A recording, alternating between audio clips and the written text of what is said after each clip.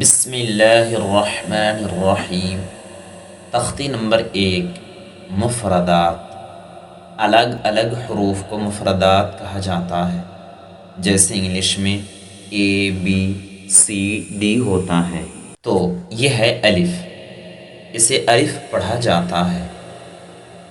یہ ہے با، با کی پہچان یہ ہے کہ اس کے نیچے ایک نقطہ ہوتا ہے، با۔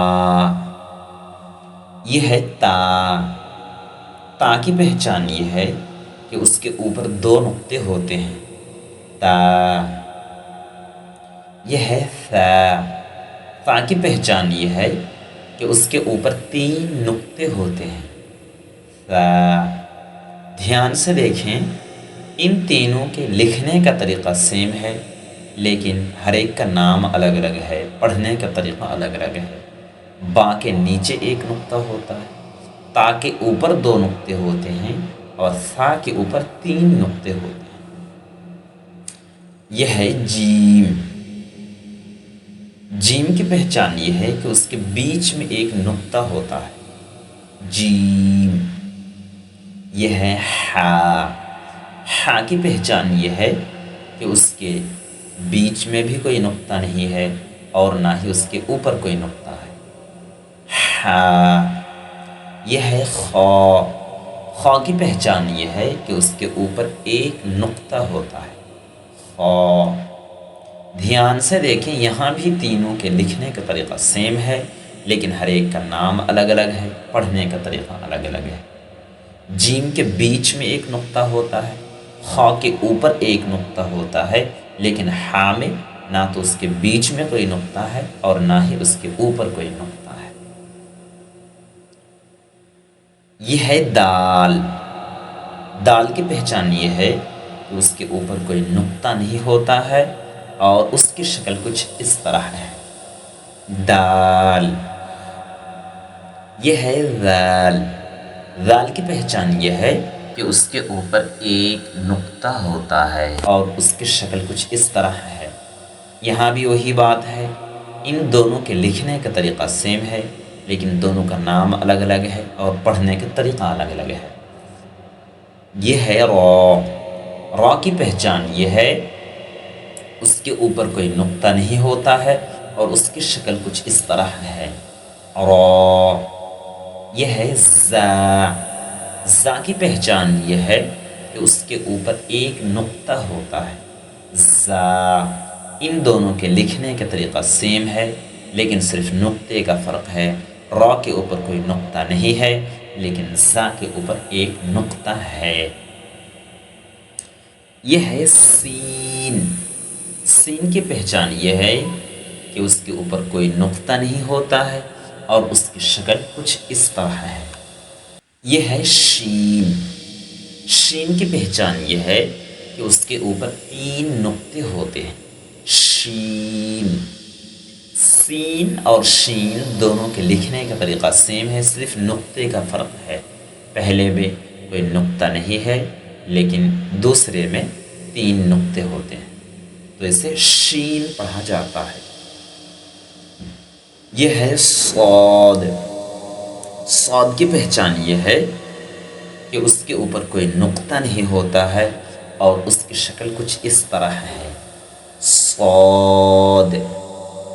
یہ ہے ضاد، ضاد کی پہچان یہ ہے کہ اس کے اوپر ایک نقطہ ہوتا ہے، ضاد۔ ان دونوں کے لکھنے کا طریقہ سیم ہے، لیکن صرف نقطے کا فرق ہے، نام کا فرق ہے اور پڑھنے کا طریقہ الگ الگ ہے۔ صاد کے اوپر کوئی نقطہ نہیں ہوتا ہے لیکن ضاد کے اوپر ایک نقطہ ہوتا ہے۔ یہ ہے طا، طا کی پہچان یہ ہے کہ اس کے اوپر کوئی نقطہ نہیں ہوتا ہے، طا، اور اس کی شکل کچھ اس طرح ہے۔ یہ ہے ظا، ظا کی پہچان یہ ہے کہ اس کے اوپر ایک نقطہ ہوتا ہے، ظا۔ طا اور ظا دونوں کے لکھنے کا طریقہ سیم ہے، پڑھنے کا طریقہ الگ الگ ہے۔ طا کے اوپر کوئی نقطہ نہیں ہوتا ہے لیکن ظا کے اوپر ایک نقطہ ہوتا ہے۔ یہ ہے عین، عین کی پہچان یہ ہے کہ اس کے اوپر کوئی نقطہ نہیں ہوتا ہے اور اس کی شکل کچھ اس طرح ہے۔ عین، یہ ہے غین۔ غین کی پہچان یہ ہے کہ اس کے اوپر ایک نقطہ ہوتا ہے۔ غین، غین اور غین دونوں کے لکھنے کا طریقہ سیم ہے، صرف غین کے اوپر ایک نقطہ ہوتا ہے لیکن عین کے اوپر کوئی نقطہ نہیں ہوتا ہے۔ یہ ہے فا۔ فا کی پہچان یہ ہے کہ اس کے اوپر ایک نقطہ ہوتا ہے اور اس کی شکل کچھ اس طرح ہے۔ یہ ہے قاف۔ قاف کی پہچان یہ ہے کہ اس کے اوپر دو نقطے ہوتے ہیں اور اس کی شکل کچھ اس طرح ہے۔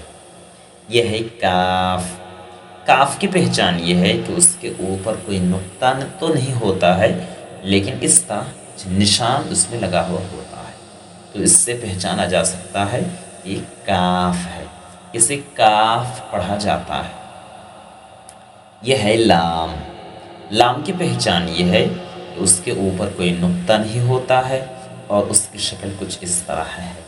لام۔ یہ ہے میم۔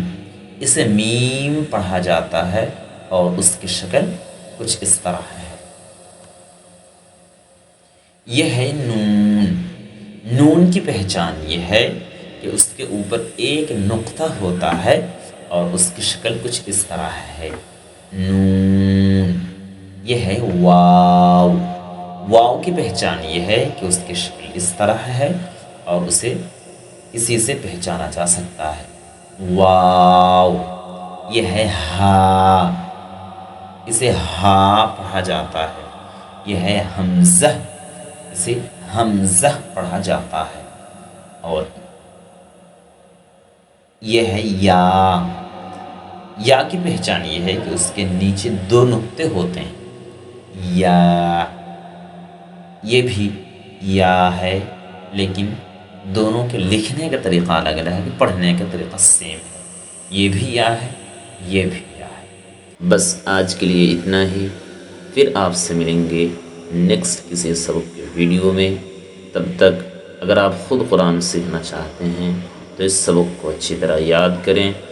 اگر اپنے بچوں کو سکھانا چاہتے ہیں تو ان کو اس سبق کو اچھی طرح یاد کرائیں، اور قرآن سیکھنے کے لیے اس چینل کو سبسکرائب کریں اور اس ویڈیو کو لائک کریں، کامنٹ کریں اور زیادہ سے زیادہ لوگوں کے ساتھ شیئر کریں تاکہ وہ بھی قرآن سیکھیں اور دونوں جہان میں کامیاب ہو سکیں۔ اور اپنی دعاؤں میں مجھے یاد رکھیں۔ السلام علیکم ورحمۃ اللہ وبرکاتہ۔